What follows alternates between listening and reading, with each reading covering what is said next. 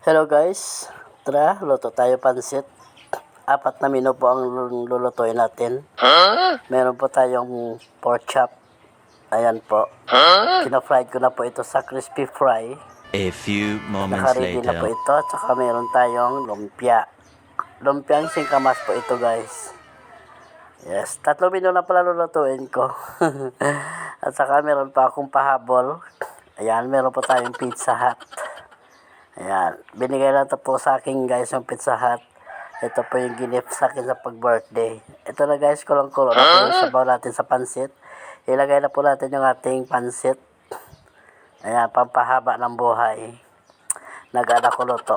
Ayoko sana magluto guys eh. Kaya, napilitan na ako na magluto. Kasi birthday ni Mark kahapon. Ayan, niluluto ko na lang yung ating lulutuin para makakain din po tayo. Ilagay ko na po yung ating ginisang gulay.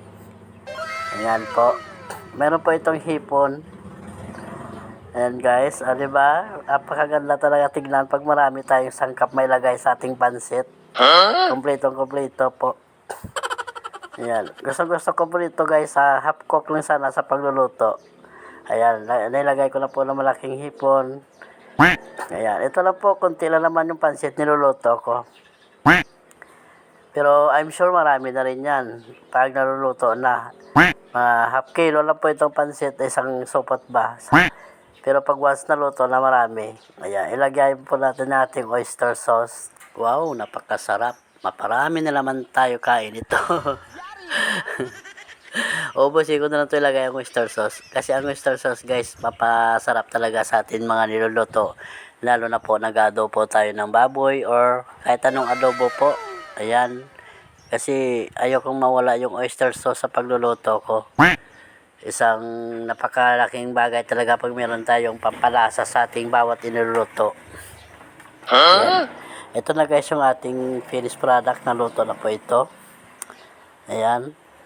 Masarap kasi half cook lang ang gulay natin. Ayoko sa sobrang luto kasi pag sobrang matagal na overheat sa pagluluto. Yan, halo-haloin muna natin kasi medyo nawala na po yung kanyang sabaw. Meron po tayong pork chop guys. Ito po, na-fried ko na po ito, naka-ready na. At saka yung ating lumpiang singkamas, naka-ready na rin po. Ayan.